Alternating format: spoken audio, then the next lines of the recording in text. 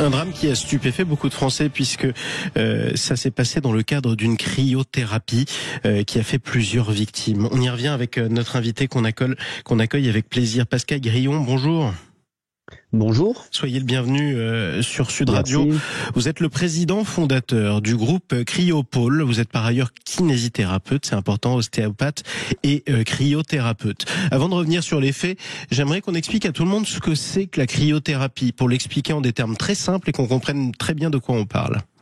De façon très simple, c'est une exposition à un froid extrême qui permet d'obtenir un choc thermique pour des réponses physiologiques avec un intérêt sur le bien-être, la santé, etc. Voilà, c'est ni plus ni moins que ça. Alors, ça permet... quelle est l'action du froid d'ailleurs ?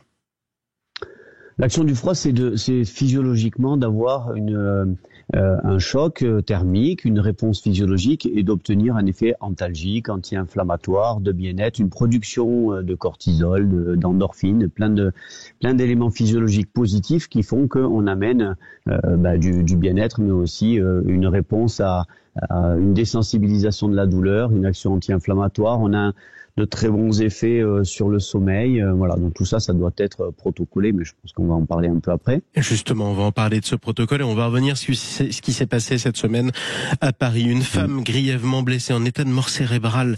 Elle était à la suite d'une séance de cryothérapie. Un syndrome asphyxique dans un milieu appauvri en oxygène. C'est ce qu'on a appris.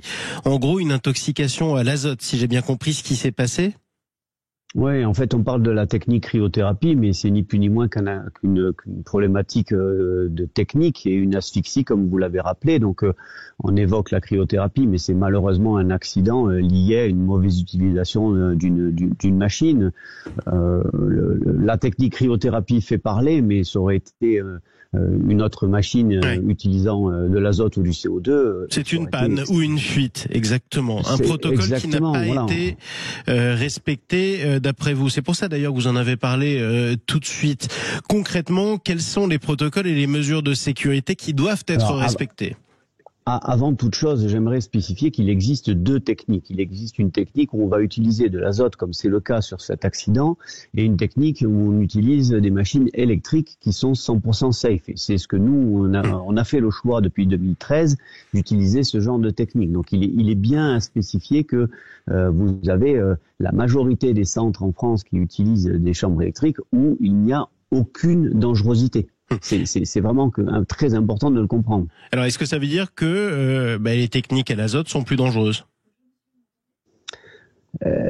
C'est une problématique d'utilisation d'un appareil et d'une défaillance technique et peut-être, alors je ne veux pas me mêler à l'enquête, bien sûr. J'en ai aucune idée et surtout pas être diffamatoire. On est d'accord, mais si vous avez fait le choix de passer à l'électrique et que vous dites que beaucoup de cryothérapeutes font le choix de passer à l'électrique. Moi, on est 100% safe. Chez Cryopole, dans l'utilisation de nos techniques et des machines, on a fait le choix dès le début. Le début, moi, j'ai travaillé 3 mois en 2012 avec des machines utilisant l'azote et j'ai basculé directement sur l'électrique parce qu'on n'a aucune dangerosité. On a l'équivalent en gaz de la climatisation dans votre maison. Vous voyez, donc même si ça venait à tomber en panne, l'opérateur et le patient client ne risquent strictement rien. Alors une fois que je fais de la cryothérapie et que on m'a garanti que c'était sûr et que je suis en toute confiance, quelles sont les précautions ? Qu'est-ce que je dois faire pour y avoir recours ?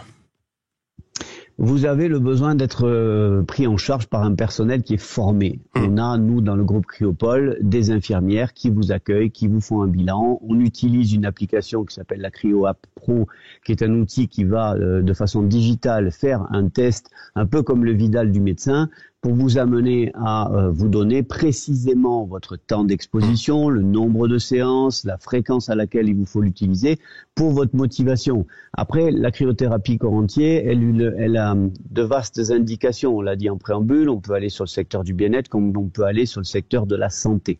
Néanmoins, ça reste une thérapie. Donc, il faut prendre des précautions d'usage et puis apporter les bons protocoles pour les patients. Oui, apporter les bons protocoles et les mettre en sécurité en tout cas. Et les mettre en sécurité, tout à fait, tout à fait. Donc on a le besoin d'avoir un check-up avec une prise de tension, puisque la contre-indication majeure, c'est l'hypertension non contrôlée. Et si on a le moindre doute, on renvoie sur le médecin traitant ou même le médecin. Nous, on a un médecin du groupe, donc on peut faire des téléconsultations.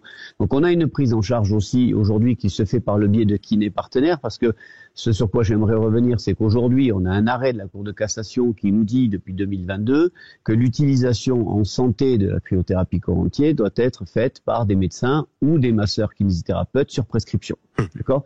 Donc on se doit, dans ce cadre-là, de respecter la loi et d'avoir un encadrement. Ce qui permet d'ailleurs, une fois qu'elle est prescrite, cette cryo, d'avoir dans le plan de rééducation du kiné une prise en charge. Et il faut le savoir que tous les jours, dans nos centres, nous avons des patients atteints de sclérose en plaques, de spondylarthrite, de polyarthrite rhumatoïde, qui sont adressés par leur médecin et sont pris en charge par les kinés partenaires du centre. Et ça peut faire des miracles, effectivement, sur leur condition. Et ça marche très très bien. Effectivement, Dernier point. On a plus d'amis. Vous avez, pardon, je vous ai coupé. Non, on a beaucoup de retours. On a 1 200 000 passages à notre actif. Ça fait maintenant 13 ans qu'on travaille. Vous imaginez. Et c'était le dernier point et la dernière question que je voulais vous poser, Pascal Grillon. Est-ce que c'est une pratique qui se démocratise? Est-ce qu'on a de plus en plus recours à la cryothérapie?